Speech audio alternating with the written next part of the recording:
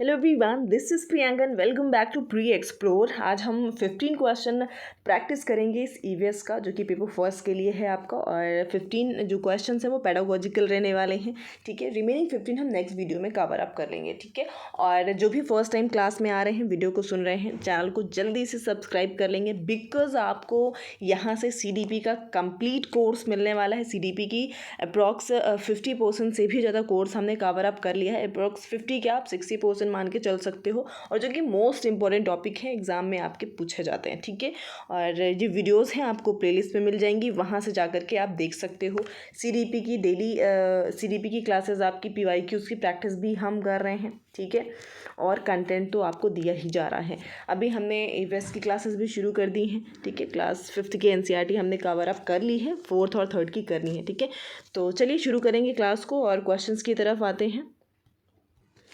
First question है हमारा कि प्राथमिक स्तर पर ईवीएस को एक एकीकृत दृष्टिकोण में, एकीकृत यानी कि इंटीग्रेटेड मैनर में संचालित करने की सिफारिश की जाती है ना। सबसे उपयुक्त कारण क्या है इसका? ईवीएस विषयों से मुद्दों को आकर्षित करता है, जैसे कि विज्ञान, सामाजिक विज्ञान, पर्यावरण, शिक्षा।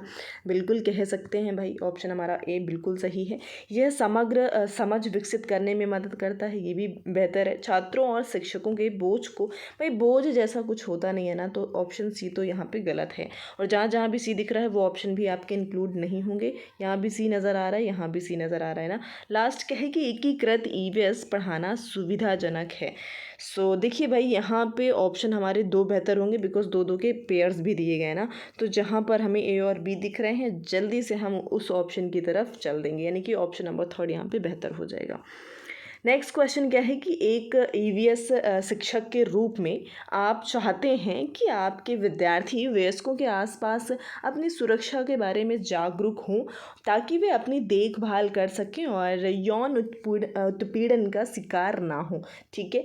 और साथ में कह रहे हैं कि आपको कौन सा कदम सबसे उपयुक्त लगता है। पहला है कि उन्हें पॉक्सो एक्ट 2012 के बारे में बताना चाहिए।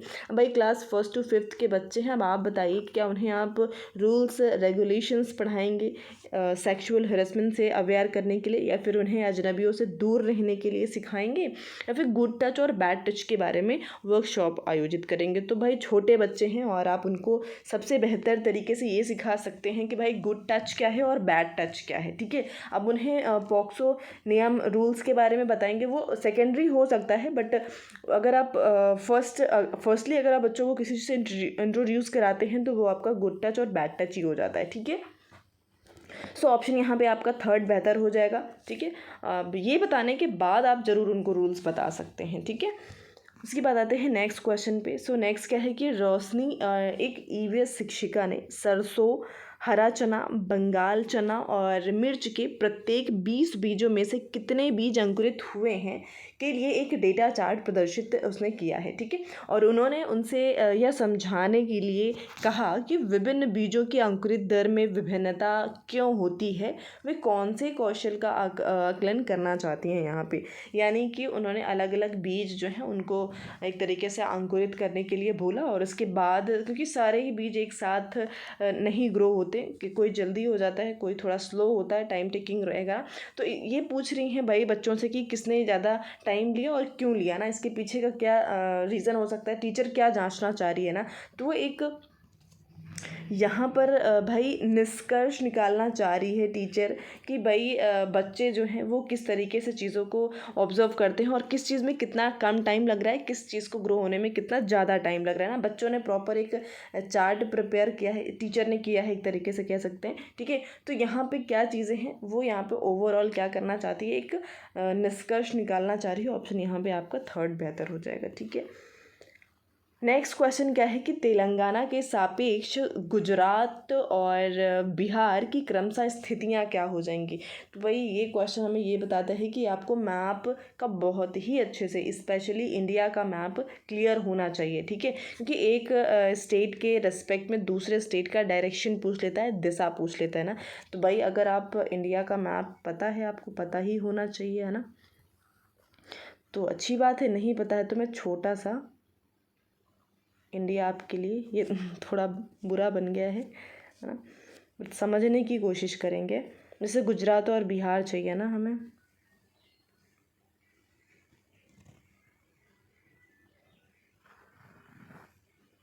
ओके, सो लगभग मैंने कोशिश करी है। ठीक है, यहाँ पे आपका होता है तेलंगाना। ठीक है, तेलंगाना जो कि अभी 2014 में बना हुआ है, और इस जगह पे बिहार है, और ये है हमारा गुजरात। ठीक है, तो अभी आप बता दीजिए कि भाई इसके रिस्पेक्ट में अगर हम देखते हैं तो यहाँ पे क्या डायरेक्शन हो जाएगा। ठीक है, ये भी आपका यहाँ सेंटर में इधर पड़ रहा है, ये नॉर्थ होता है, नॉर्थ साउथ ईस्ट, और ये हो जाएगा वेस्ट ना, और इधर गुजरात पड़ रहा है। ठीक है, तो ये अगर हम देखते हैं तो ये आपका नॉर्थ वेस्ट हो जाएगा। ठीक है, नॉर्थ वेस्ट डायरेक्शन में आपका पड़ जाएगा।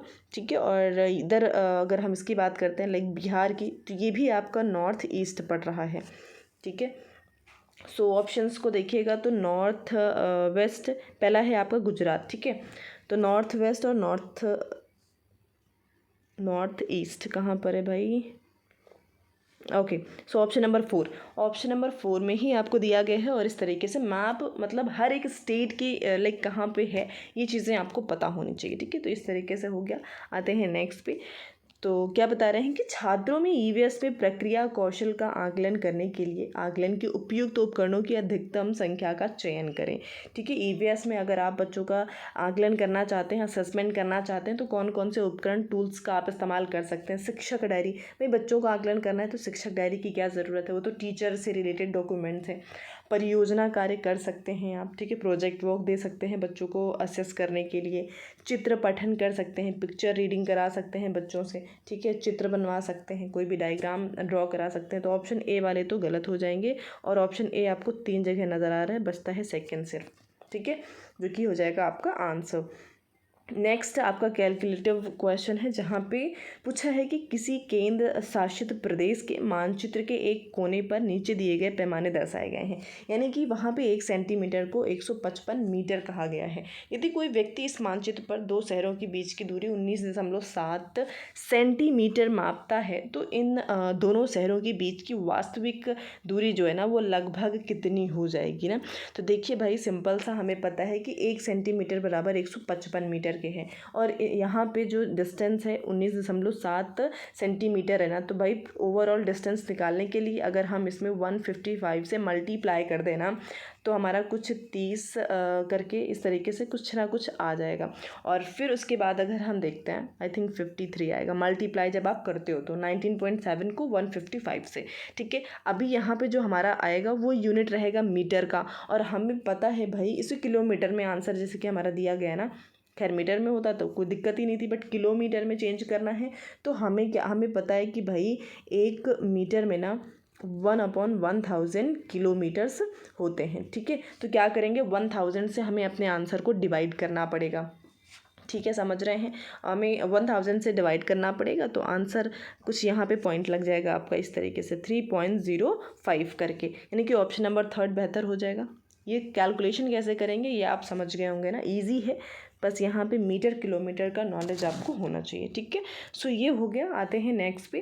तो भाई पर्वतारोहियों को अधिक ऊंचाई पर नाक से खून बहने का कारण क्या होता है ना। तो देखिए क्या होता है, जैसे जैसे हाइट पे आप बढ़ते जाते हो ना, जो इन्वायरमेंटल प्रेशर होता है वो कम होता चला जाता है। ठीक है, जो इन्वायरमेंटल प्रेशर है वो कम होता जाता है, और हमारी बॉडी का जो हमारी ब्लड वेसल्स है ना, हमारी रक्त वाहिकाएँ हैं, उनका जो प्रेशर है वो बढ़ता चला जाएगा। ठीक है, वो बढ़ जाएगा, और एनवायरमेंटल प्रेशर कम हो रहा है, तो उससे क्या होगा ना, इस दबाव की वजह से नाक से कभी कभी खून निकलने लग जाता है। तो ऑप्शन देखते हैं, रक्त वाहिकाओं में दबाव बाहरी दबाव से अधिक हो जाता है। बिल्कुल ऑप्शन नंबर फर्स्ट ही हमारा बेहतर हो जाएगा।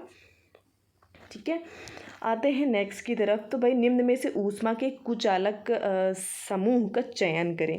देखिए कुचालक समूह यानी कि ऐसे ग्रुप का सेलेक्ट करना है जो कि हम क्या है, पुअर कंडक्टर होते हैं। इलेक्ट्रिसिटी के क्या हैं, पुअर कंडक्टर हैं, जिनमें इलेक्ट्रिसिटी प्रॉपर वे में फ्लो नहीं होती है। तो भाई पहले ग्रुप में ऊन, लकड़ी और लोहा। भाई लोहा जो है ना बहुत अच्छा है, तो ये ग्रुप तो नहीं होगा।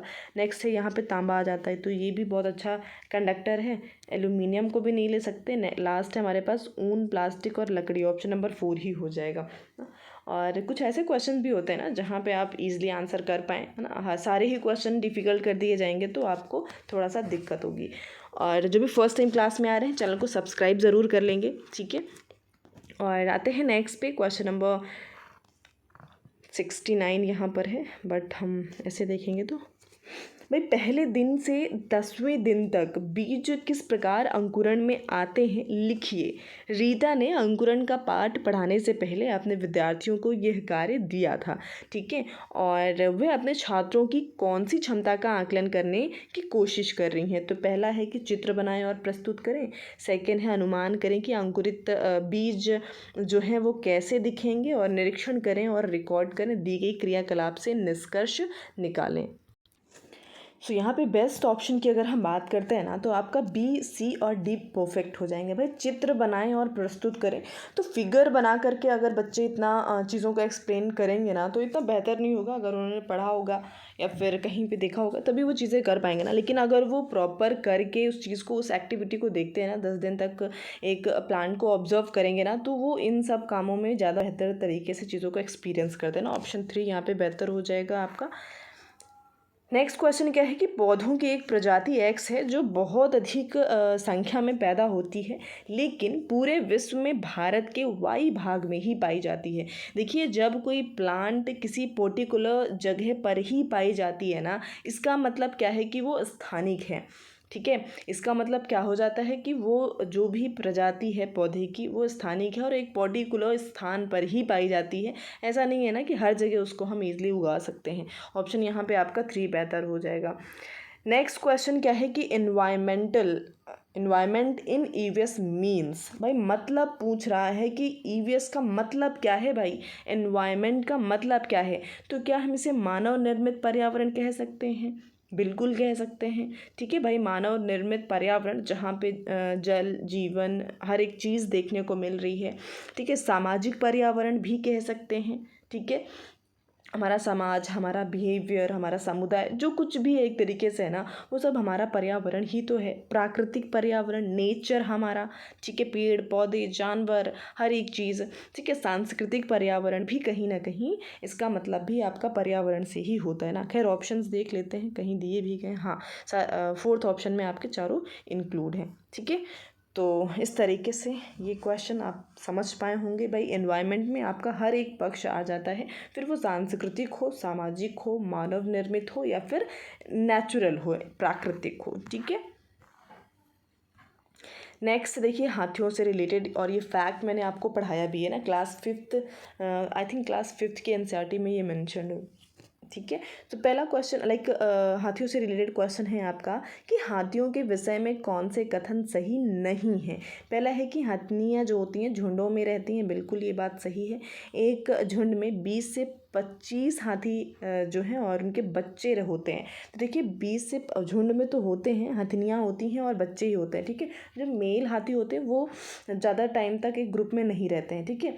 ग्रुप में सिर्फ फीमेल जो एलिफेंट होती है और उनके बच्चे, ठीक है, ही एक ग्रुप में होते हैं। सो यहाँ पे जो 20 से 25 लिखा हुआ है, ये लगभग ये रेशियो आपका 8 से 12 होता है। यानी कि जो एक ग्रुप देखने को मिलेगा वहाँ पे 8 से 12 हाथियाँ और इनके बच्चे देखने को मिल जाते हैं, ठीक है। आगे क्या बोल रहे हैं कि हाथी 14 से 15 वर्ष की आयु तक ही झुंड में रहते हैं। एग्जैक्टली यही होता है कि जो हाथी के बच्चे होते हैं ना, वो लगभग अगर मेल हैं तो वो लगभग 14 से 15 साल तक रहते हैं, उसके बाद वो उस ग्रुप को छोड़ देते हैं। 15 वर्ष से अधिक आयु के हाथी झुंड छोड़ देते हैं और अकेले रहने लग जाते हैं। वही सारी चीज़ें फैक्ट दे रखे हैं। नहीं था कौन, तो ऑप्शन सेकेंड सही हो जाएगा, ठीक है। क्योंकि सिर्फ 8 से 12 ही जो हाथी होते हैं उनका झुंड होता है। नेक्स्ट क्या है कि ईवीएस कक्षाओं में, आई थिंक ये लास्ट नहीं, अभी लास्ट नहीं है और क्वेश्चंस आपके हो जाएंगे। नेक्स्ट क्या है कि ईवीएस कक्षाओं में मानचित्र पठन गतिविधि छात्रों में कुछ योग्यताओं और कौशलों का विकास करता है ना। तो वे क्या चीज़ें हो जाती हैं स्थानों, लाइक जब भी आप मानचित्र को देखते हैं, मानचित्र को पढ़ते हैं, तो उसे कौन कौन सी चीज़ें हैं जिनमें क्लियरिटी आती है। स्थानों की सापेक्ष स्थिति को समझना, स्थानों की दिशाओं को समझना, प्रतीकों और पैमानों को समझना, ठीक है। तो भाई बिल्कुल ये तीनों चीज़ें ही आ रही हैं। लास्ट क्या है कि पैमाने के नक्शे के अनुसार सटीक रूप से आरेखण करना। भाई स्केल या फिर ड्राइंग चीज़ें मापना, है ना, आरेखण। तो ये तो आपका मैप देखने से किस तरीके से आ जाएगा भाई, है ना। आपको उसके रेस्पेक्ट में दिशाओं का ज्ञान होता है। जैसे कि अभी ऊपर ही हमने देखा कि हमें स्टेट पता है कि भाई ये स्टेट कहाँ पर है, मैप में देख पाते हैं, उसके बेसिस पे हम बता पाते हैं कि भाई गुजरात और बिहार उसके रेस्पेक्ट में किस डायरेक्शन में है ना। तो दिशाओं का भी ज्ञान होता है, पैमाने जैसे ऊपर सेंटीमीटर और मीटर जाना हमने, ठीक है, और स्थिति, हर एक चीज़ का ज्ञान होता है। यानी कि ए, बी और सी ऑप्शन में आपको हमें फर्स्ट ही नज़र आ रहे हैं ना। सो ऑप्शन फर्स्ट हमारा बेहतर हो जाएगा। सो नेक्स्ट क्वेश्चन क्या है भाई, नेक्स्ट क्वेश्चन डायरेक्शन से रिलेटेड है। और एक क्वेश्चन ऐसा आता है आपका कि आपका घर एक्स पर स्थित है और आपका विद्यालय वाई पर स्थित है। आपके घर से विद्यालय तक के लिए कोई सीधी सड़क नहीं है, अतः आप अब पहले ए पर जाते हैं। यानी कि एक्स पर थे आप और आपने क्या किया, ए पर गए और ए का डायरेक्शन उत्तर दिशा में है, उत्तर दिशा में लगभग 125 मीटर। तो उत्तर दिशा में यही तो हो जाएगी, लगभग 125 मीटर ए तक गए हम। फिर बी पर जाते हैं आप और ये ए से लगभग ठीक पश्चिम में 75 मीटर की दूरी पर है ना।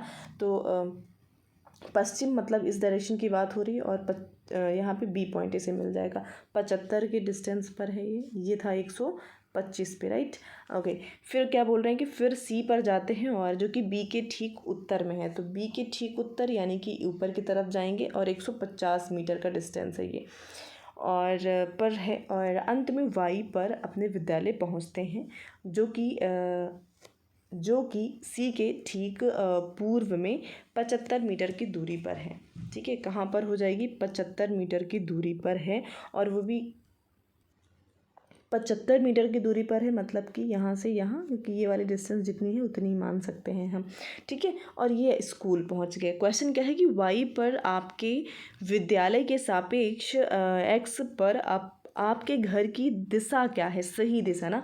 वाई के सापेक्ष अगर देखा जाए तो भाई ये दक्षिण दिशा में पड़ रहा है, ठीक है। सो ठीक दक्षिण में कह सकते हैं, ऑप्शन हमारा यहाँ पे ये बेहतर हो जाएगा ना। डिस्टेंस वाला पूछा नहीं था कि कितनी डिस्टेंस पर है, तो आंसर डिस्टेंस वाला बताने की ज़रूरत नहीं ना। अदरवाइज़ हम बता सकते थे कि 125 और 150 ना, लगभग 275 की दूरी पर था।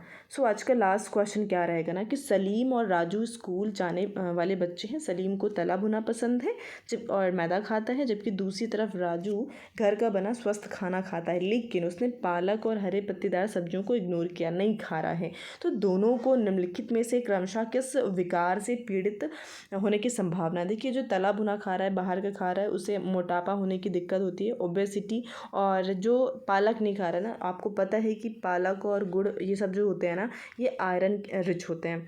क्या होते हैं भाई, ये आयरन रिच होते हैं, इससे हीमोग्लोबिन इंक्रीज़ होता है। और अगर इसकी कमी हो गई तो मतलब एनीमिया रोग हो जाता है। यानी कि ऑप्शन नंबर 3 की तरफ जा सकते हैं, ओबेसिटी और एनीमिया, ठीक है। सो ऑप्शन यहाँ पे थर्ड बेहतर हो जाएगा। आज के 15 क्वेश्चन हमारे कंप्लीट होते हैं। आई होप सेशन आपके लिए हेल्पफुल रहा हो, ठीक है।